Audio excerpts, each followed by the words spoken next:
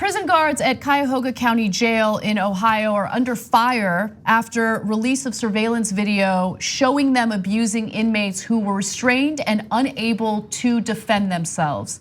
I want to warn you that the videos that we're about to show you are incredibly difficult to watch, and if this type of content makes you uncomfortable, I just want to make sure you have fair warning. But with that said, let's take a look at the first video and I'll give you more information about the man who's being victimized here. Now, the individual who's being attacked, again, is completely restrained. He has an undiagnosed mental health condition, and that's according to his brother. His name is Terrance Debose, and the corrections officer you see hitting him is Nicholas Evans, and the second one is Timothy Dugan. Luckily, it appears that they're gonna face some consequences for this surveillance video and what they did. But right before they started hitting him, the first corrections officer, Nicholas Evans, turned his body cam off. Right, you see it, he clicks it, yeah. He clicks it, and so, again, luckily there are gonna be some consequences. The two now indicted guards left Dubose strapped in that chair for 2 hours as his face bled. He suffered a concussion as a result of the attack. Now Evans faces a felonious assault charge that carries a potential 8-year prison sentence if he's convicted. Dugan is charged with misdemeanor assault, and both are charged with violating the civil rights of the inmate. They pleaded not guilty at their arraignments in early April. Now, look, they've been indicted, which is a good sign, but when it comes to police brutality, which is a little different, even if they do get indicted, even if a grand jury decides, let's move forward with the case, oftentimes they're let go. They're either acquitted or they are found not guilty. I don't know if that's gonna happen in this case. I mean, the surveillance evidence speaks for itself. It's horrifying and hard to watch. And there were so many instances. I don't know if you're showing other videos, but yeah, we are. So many instances of this. And you just, luckily, there's video. Luckily, they weren't smart enough to go into a room that didn't have, a camera they didn't know about. Right. This is, I don't know, it's monster behavior.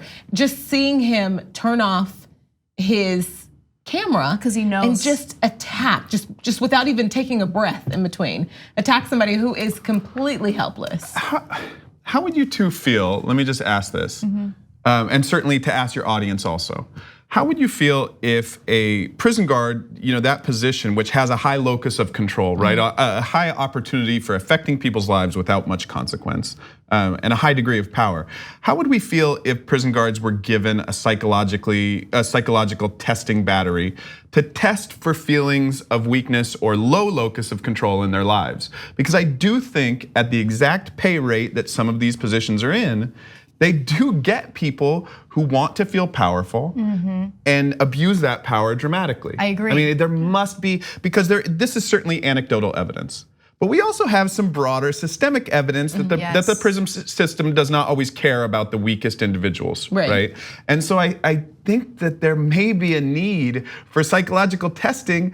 And I don't know about that. I really want to know what people think. I wouldn't be opposed to it at all. I also think that there could be actual consequences when these reports come in over and over and over again, because that's something that we see when a police officer is the very few times, indicted for shooting someone that was unarmed.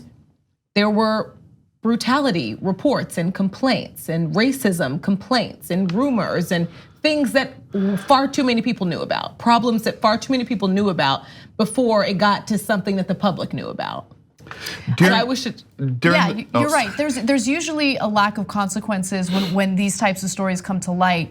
But the point that you're making, I think, is a really good one, because anytime you have a job opening or the type of profession where the lives of other people are on the line, I think that those jobs need to be treated as if they are the most, highly like valuable, highly regarded jobs where there is a high threshold. You need to go through a lot to prove that you're the right person for that job, and the pay needs to reflect that as well. Right. Yeah, and we see this with a lot of different professions. I mean, TSA agents, they don't get paid much, right. And these are people who are given the responsibility of figuring out whether or not someone is safe enough to fly on a plane. You know how many guns make it through TSA? Exactly. Yeah, and they need to have great pensions too. I think they deserve those pensions. But we need to have some securities. After Ferguson or during Ferguson, really, there was an editorial that came out in the Washington Post by a police officer. And what it essentially said, and the Washington Post was heavily criticized for running it, but what it essentially said was, if you don't want to get shot, let me do my job and trust me to do my job. And that is a huge failure of thinking. Yeah, absolutely. And for so many reasons. And I think that one of the messages that it needs to come out over and over is sorry, but no. We reject that thesis. And we as the American people, with all the tools available to us right now for communicating, for videotaping, we are going to have a constant healthy skepticism of the people who have a high degree of power over us. And in this case, it's physical power over some of society's most vulnerable members. I mean, employees at any other job would not get away with this level of cruelty, with this level of incompetence, this level of hatred. I mean, we're all held to much higher standards than some of these individuals in law enforcement are, and it's unacceptable. Now, as Brooke mentioned, this isn't an isolated case in this very facility.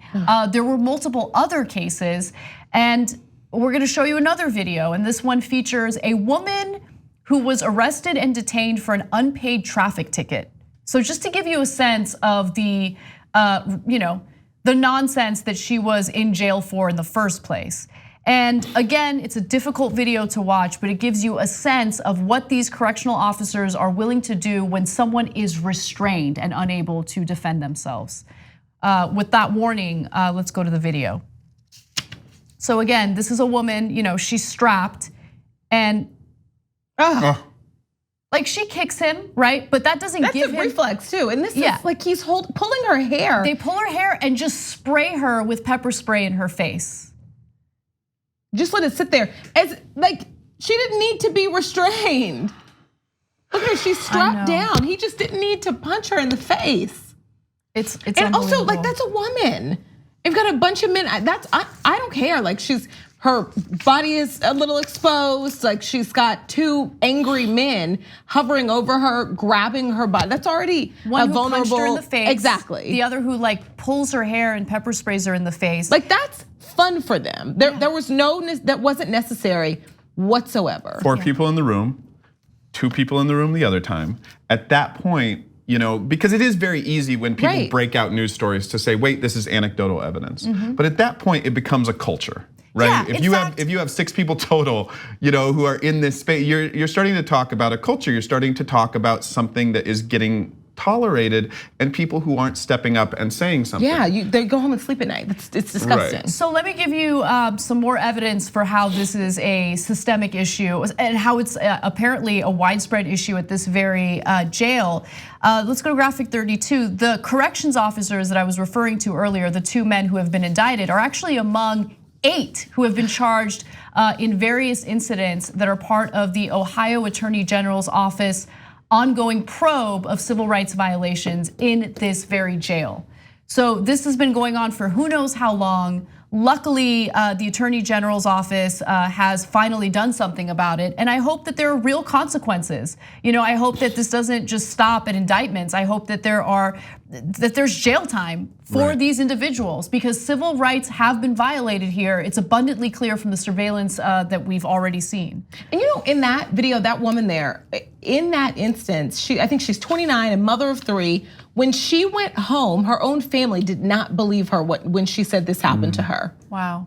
Her dad was interviewed and said he thought that if something serious like that happened, he'd know about it. Right. Someone would have done something about it.